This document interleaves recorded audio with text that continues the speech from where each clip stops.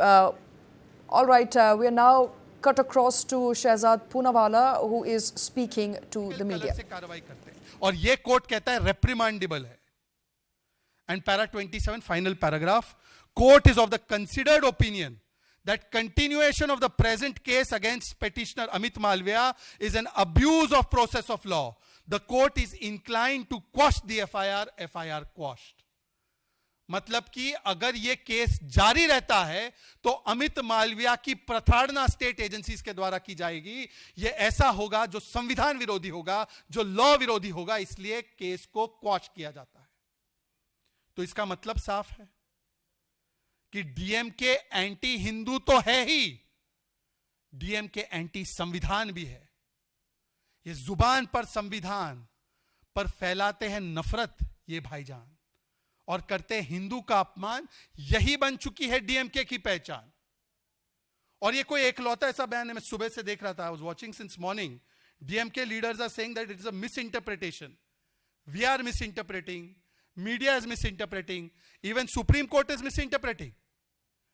DMK leaders should know that on 4th of March 2024, the Honorable Supreme Court has slammed Udayanidhi Stalin for the same comment. And I quote, Supreme Court says, you have abused your rights under Article 19(1)(a). You are not a layman, you are a minister. You should know the consequences of your speech. उधर भी hate speech कहा गया था उदयनिधि स्टालिन के बयान को supreme court के द्वारा. इसी स्पीच पर सुप्रीम कोर्ट को इंटरप्रिटेशन नहीं करना आ रहा है, हाई कोर्ट को इंटरप्रिटेशन करना नहीं आ रहा है, हिंदुओं को इंटरप्रिटेशन करना नहीं आ रहा है, केवल डीएमके को इंटरप्रिटेशन करना आ रहा है. और डीएमके का तो चरित्र बन चुका है. It has become the DNA of DMK. Just few days ago इसी मंच से हमारे तमिलनाडु के प्रभारी श्री पीयूष गोयल जी ने एक बहुत ही महत्वपूर्ण विषय उठाया था, और वो भी कोर्ट के आदेश के आधार पे था. उस समय पर भी मद्रास हाई कोर्ट के डिवीजन बेंच ने यह जजमेंट दिया था कि जो सिंगल जज का जजमेंट था दीपम केस में कि हिंदुओं को कार्तिकाई दीपम लगाने का अधिकार है मदुराई में, वो फैसला सही है. और उस समय पर भी डीएमके ने क्या किया था? उस समय पर भी डीएमके ने इंपीचमेंट वाला फतवा जारी किया था उस जज के खिलाफ. At that time also the DMK, riled with its anti-Hindu, anti-Lord Murugan, anti-Samvidhan nature, had taken out a fatwa of impeachment against a single judge who had given the Hindus their constitutional right to light a deepam at the Deepathu. So this is not Sahyog. It is socha samjha vote bank ka udyog to give gali to Hindus, to abuse Hindus, to threaten Hindus in the state of Tamil Nadu by DMK. उस समय पर भी high court का court आया था, observation और finding आई थी that you are creating imaginary public disturbance issues to prevent the Hindu community from exercising their constitutional right. और उन्होंने उस समय पर भी डीएमके की सरकार को बहुत फटकार लगाई थी. और अगर आप पूरा चरित्र देखेंगे डीएमके का, तो इनके एक नेता A Raja on record, Hindu religion is a menace to India and the world. अब ये जो डिस्टिंक्शन ड्रॉ कर रहे हैं कुछ लोग डीएमके के, it's been said about Sanatan means this, it's not been said about the Hindus. तो ये ए राजा का बयान I am quoting, Hindu religion is menace to India and the world. A Raja, we are enemies of Prabhu Shri Ram. DMK leader tells cadres don't wear Hindu symbols. ऐसा बयान किसी और faith के बारे में तो नहीं दिया जाता डीएमके के द्वारा.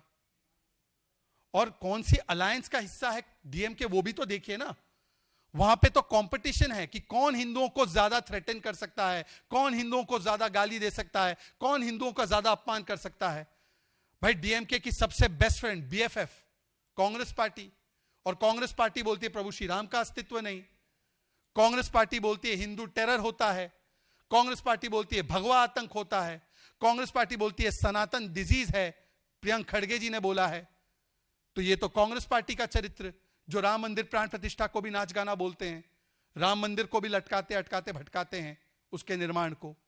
फिर उनकी दूसरी बीएफएफ समाजवादी पार्टी, जो कहती है मठाधीश इज इक्वल टू माफिया, जो कहती है रामचरितमानस को जला दो, जो कहती है कि वह हिंदू राम मंदिर जो है वो बेकार है और हिंदुओं पर गोलियां चलाती है और उसका अभिमान उसको महसूस होता है, ये तो इनके साथी है। इनकी तीसरी बीएफएफ टीएमसी। टीएमसी बोलती है प्रभु श्री राम मुस्लिम थे, जय श्री राम बोलोगे तो जेल में जाओगे। अभी जागो मां किसी सिंगर ने गाया तो उसको पीट दिया टीएमसी के कार्यकर्ताओं ने। तो डीएमके की संगति भी तो देखिए, ये पूरा।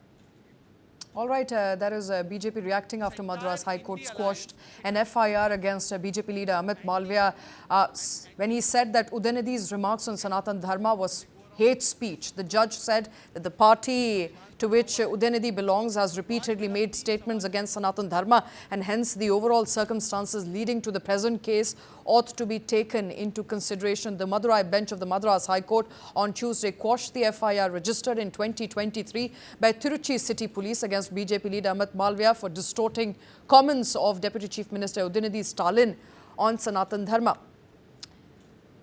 The court went on to say that what Udaynidhi had said amounted in fact to hate speech, and it needs to be put in context to what the party has also said in the past about Sanatan Dharma.